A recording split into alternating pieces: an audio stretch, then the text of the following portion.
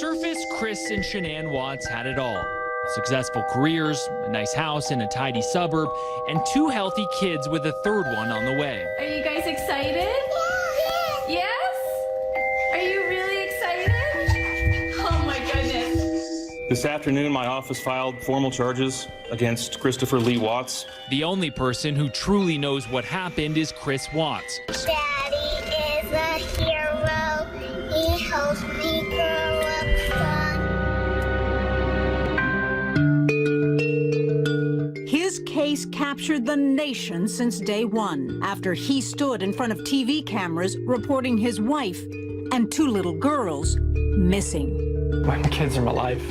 I mean, those smiles light up my life. I want everybody to just come home. Like, wherever they're at, come home. Everybody's like, well, what about the husband? What about the husband? What about the husband? And I'm like, no, like, he wouldn't do anything. And then I seen his interview, and I was like, oh my God, like, something's not right. Somebody has her. Just please bring her back. 2 days later, his family would be found. Shanann buried in a shallow grave at an oil site where Chris Watts had worked. Little Cece and Bella, just 3 and 4 years old, discovered in 2 separate oil tanks not far from their mother's body. Police say Watts was having an affair with a co-worker and wanted to separate from his wife. After the cheating revelation, Watts changed his story dramatically. Watts told police it was his wife, Shanann, who killed little Cece and Bella. He went into a rage, and he killed her when he saw her strangling Celeste. Watts is changing his story yet again. An emotional Chris Watts uttered the words guilty to multiple counts of murder, reportedly weeping between pleas as he wore a bulletproof vest. This is perhaps the most inhumane and vicious crime that I have handled out of the thousands of cases that I have seen. Breaking news, explosive confession tapes from convicted killer Chris Watts. We're talking about 5 full hours of audio recordings as Chris Watts lays it all out there. Put the blanket over her head. I strangled her right there in the backseat. Bella had, I guess, unbuckled herself from the vehicle. Bella said, please, Daddy, do not do to me what you just did to Cece. Welcome, I'm Michael Lanos. This is an HLN special report. Chris Watts, the true confession. The case of the killer dad, Chris Watts, captivated the nation, but part of that story remained hidden in the shadows until now.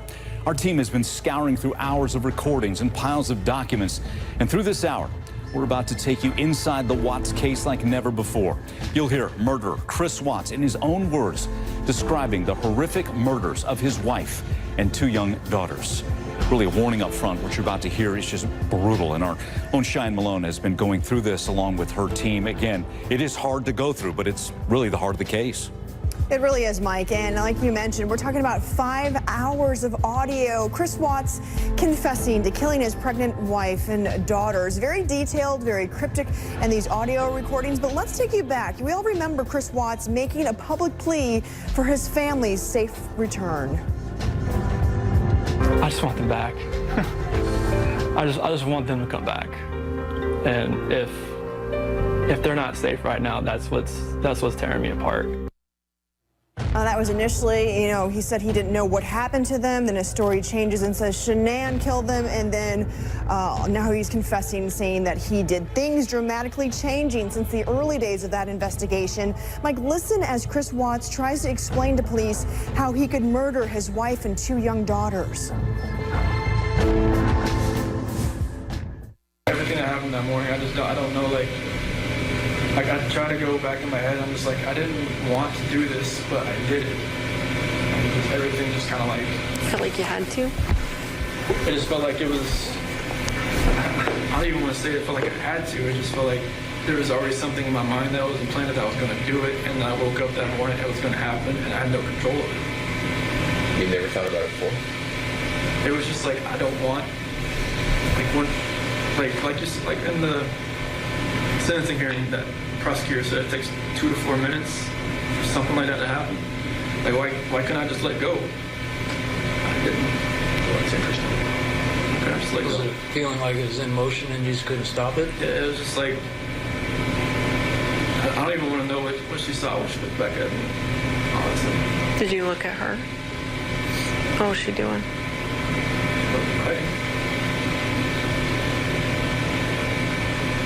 Why do you think she wasn't fighting? Maybe she was praying. Maybe she was just. I read the Bible. It said, like, here the scripture says, don't forgive these people for they do not know what they do. Maybe she was saying that. I don't know what she was saying in her head, but she, like when you guys told me, like, take off your shirt and check for defensive wounds, and there wasn't going to be any. She didn't fight. I don't know why. If she didn't could she grab your arms, or were her arms pinned down, or? Not that I remember. I don't think so. I mean, I don't think like I moved to where my knees were around her arms or anything. But I just wish I could have let go. Did it seem like it was that long, 2 to 4 minutes? How long did it seem for you? Felt like it was longer almost, because it felt like time was standing still.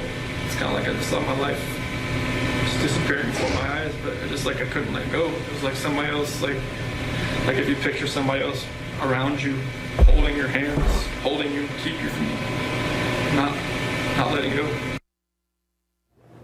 And we cover a countless amount of horrific crimes like this one, but we never generally hear all the details detailed like that. A lot of people asking why Chris Watts, why now, why confess? He's going to prison, he's not getting out, and he told investigators apparently he found God in prison, and he's hoping that people can forgive him. Mike? Now, these are unbelievable revelations that we're getting. We're going to be talking about all the different aspects through this hour. We'll be checking back with you, Cheyenne. Again, and horrifying to think about these little girls that revered their father as some kind of a hero, but yet he's going to drive them to their deaths. That's what we're finding out here. And that's one of the things investigators asked Chris Watts about. What was he thinking as he killed them? Is it possible that in your mind, you didn't want them to suffer throughout their life? Was this like a mercy thing? I mean, you can say that like after the fact, but it was just like, I don't. You didn't feel like that during it? I just didn't. I felt like it was just like an anger with Shanann, with everything, that I was just taking it out on everybody that was in front of me that morning. How he simply killed them. I mean, it's beyond imagination here. And again, we have to warn you, and we'll try and intersperse warnings because this is disturbing to hear. But again, it's the heart of the case. As Chris Watts says, he put a blanket over Cece's head, that's the younger daughter, as he strangled her to death in the backseat of the truck. 4-year-old little Bella sitting beside her sister. He then took that blanket and killed her as well. She pleaded for her life. Her last words, from what we gather, "Daddy, no." He offered no other explanation for their murders other than he was consumed by rage. Rage at his life, at his marriage, at his wife, and at his children. And what were you so angry at Shanann about? Like, if you could pinpoint it. Nothing that makes anybody to want to do this. I mean, you could be angry at your spouse like your whole life, but you should never have done anything like this. You should never let it get to that point. But I let it get to a point where I've never been angry before. Like, this was like the epitome of being angry. Yeah. The epitome of like showing a rage, the epitome of like losing your mind.